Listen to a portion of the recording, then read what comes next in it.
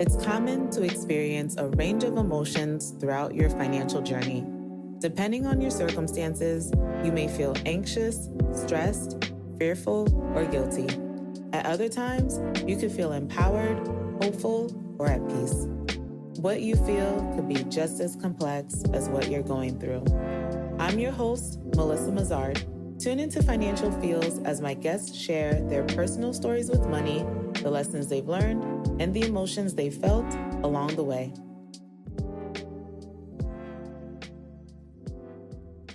Women are often socialized to be comfortable with being financially dependent on their partners, often leaving them unprepared for their financial futures and ill-equipped to handle financial challenges. Financial literacy is just as important for women as it is for men and helps ensure a life of financial security and well-being. This episode's guest, Martha Menard, shares her journey through taking control of her money and her life. This is a good one. My earliest memory of money is probably being pretty young, maybe 5 years old, and getting a birthday card. I can't remember if it was my grandmother or maybe one of my aunts and uncles, a birthday card with $5 in it, and being very excited because even at that age, I was thinking about how many candy bars can I buy with this? And it seemed like a lot. I could buy like 100 candy bars with this. It all got spent.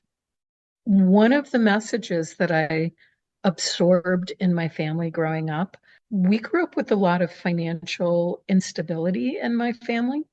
And there were times when my parents, mostly my dad, would like go out and we would have like a new color television or a new car. And then there would be other times where we were having bologna sandwiches for dinner, for days at a time kind of thing.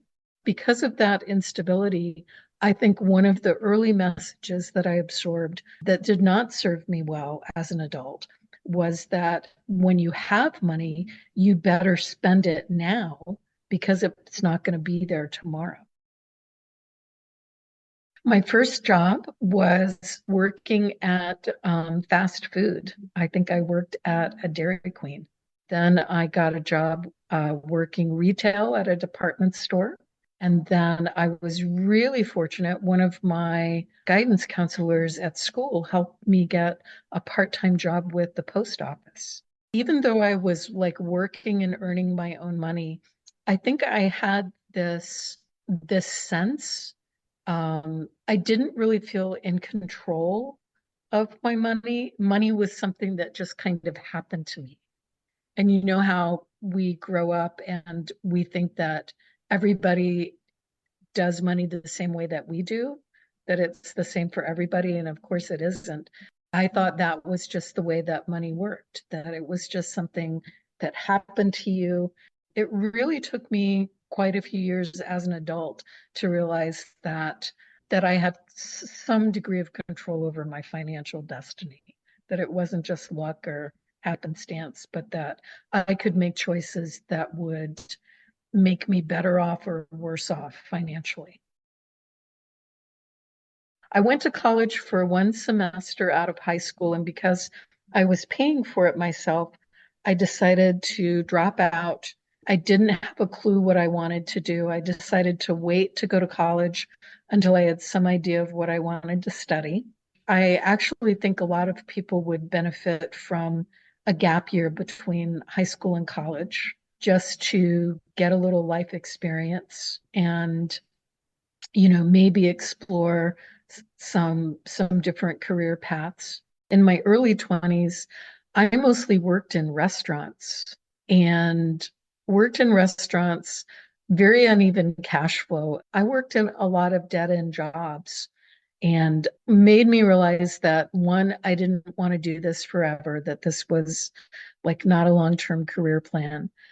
What changed for me was having a really compelling experience with body work, massage therapy. And I decided to go to school and study that. Going back to school and doing that for 25 years was one of the best decisions I've ever made. I have issues around control and I like feeling in control. And being self-employed gave me tremendous control at that point in my life, which was something that I really benefited from. I happened to come across a book by Vicki Robin and Joe Dominguez called Your Money or Your Life that was really eye-opening for me. And I realized after reading that book, one of the exercises that they have people do is to add up how much money you've made over the course of your life. And at that time, I was in my early 40s. I was kind of stunned to realize that while I had made quite a bit of money over the course of my life to that point, I also had quite a bit of debt between the mortgage on my house, student loan debt that I was carrying, plus credit card debt. So I probably had close to $100,000 worth of debt at that point. My husband doesn't come from a wealthy background, but his parents were both academics and had very stable academic jobs and had a little bit of family money so that they never worried about money growing up. His parents weren't terribly spendy, but they could always find money to do the things that were important to them. So he had that money mindset, which was kind of very different for me to be exposed to. He also had a very cushy corporate job that he earned, really good money in and would have end of the year bonuses sometimes that were pretty substantial. So basically, he wanted to go to an American Express financial advisor to get us like on some kind of financial plan. And the more that I looked into it and started learning about how these things worked, I realized that the person that we would be working with was basically going to be selling us financial products and wasn't necessarily, might have been a nice person who wanted to help us, but they were being incentivized to sell us, a particular set of financial products. And I thought I could learn how to do this. I could teach myself this. I said, I would really like to start managing our money. And so I started teaching myself. I read every personal finance book that I could get my hands on and just started teaching myself.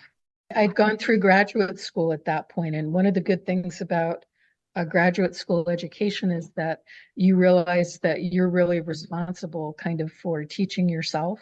You're going to learn a lot, but then as part of your graduate degree, you have to make an original contribution to your field.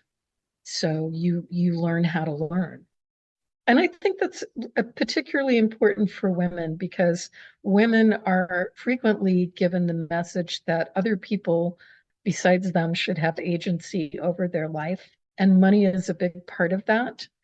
And I think it's particularly important for women to have agency over their life in terms of money, in terms of reproductive health and choices. I think that's key. And in fact, having choices around your reproductive health has tremendous financial impact for women. That's a whole other conversation we could have, and I'm just going to leave it there. But I think that that's a really important message to get out there.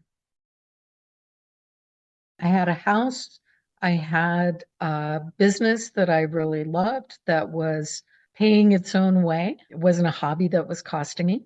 I had my education, and those were all good things, but I didn't have anything saved for retirement. My husband did. I'd never worked in jobs, and being self-employed, I had never really made enough to save enough for retirement. At that point, I would say I was in my early 40s. I realized that unless I did something to start building a source of recurring income, saving for retirement, that I would basically be working until I dropped dead. I opened a taxable investment account, a taxable brokerage account, and started contributing regularly. At the time that I opened the account, they basically had a incentive program to get people to open new accounts. It was with TD Ameritrade, and the deal was if you deposited $50 a month for a year, they would match that at the end of the year. It helped me build the habit, just like you can build a habit of saving by doing that on a regular basis. I started investing on a regular basis. Having that taxable brokerage account was a really great asset to build. One, we were starting to generate some dividend income, which takes a while to build up, but it's basically kind of a great, almost kind of emergency fund to have. It can certainly function as that.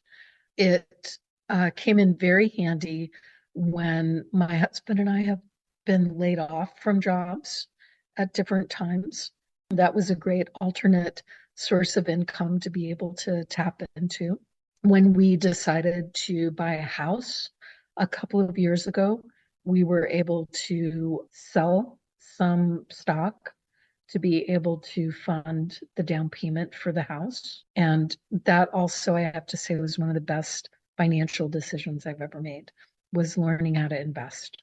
It's not as complicated as people think. There are a lot of people who earn a living by making it more complicated. The common advice about just buying a low-cost index fund that tracks the stock market as a whole is good advice. If you don't do anything else, you don't enjoy doing the research or, educating yourself, that is a really simple way for most people to benefit from investing for themselves. The main thing is to understand what your goal is for investing and to invest accordingly, depending on what your goal is.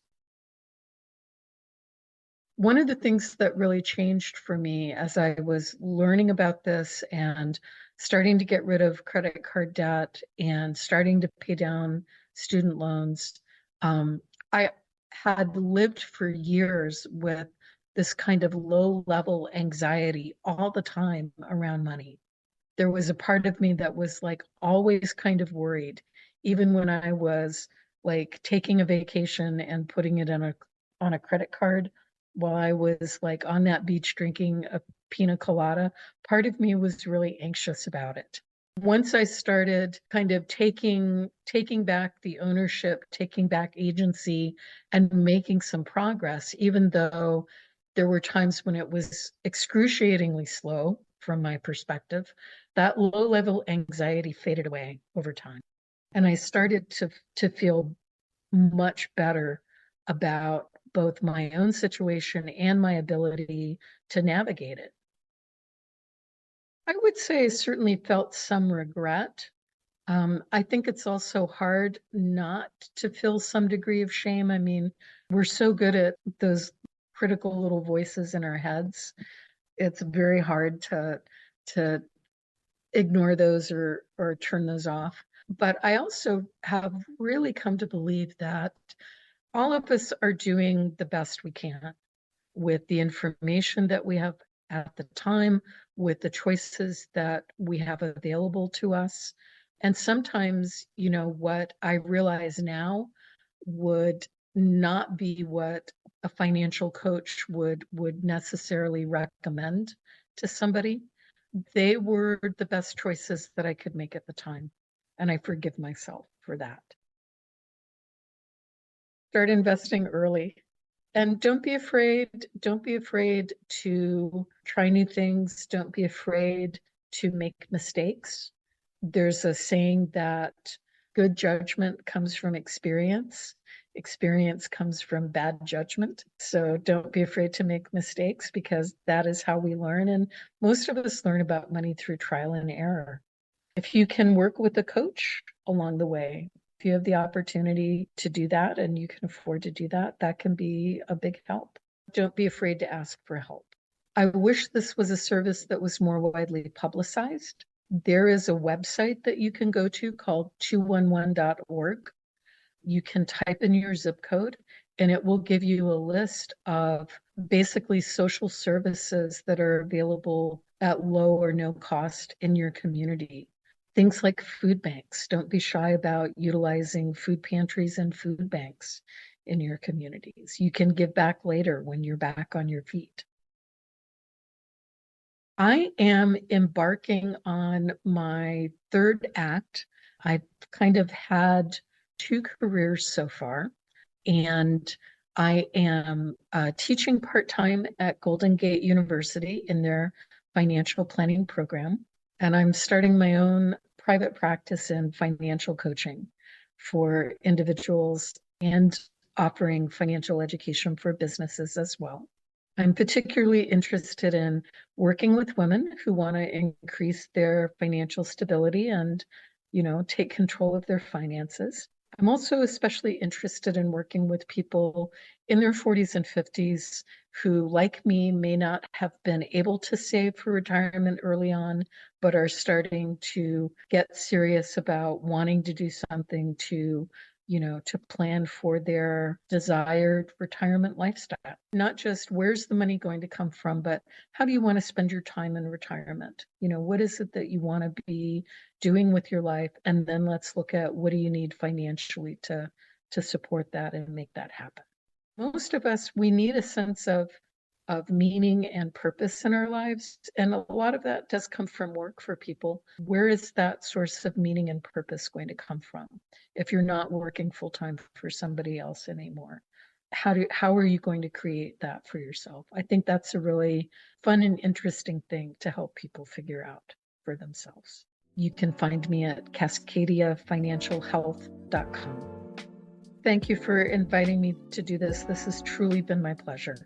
Thank you, Martha, for sharing your financial journey and for the work you're doing to help women and others experience brighter and more secure financial futures. If you enjoyed this episode, please let us know with a like or review. Just a heads up, there's only 2 episodes left for this season. Thank you for your continued support.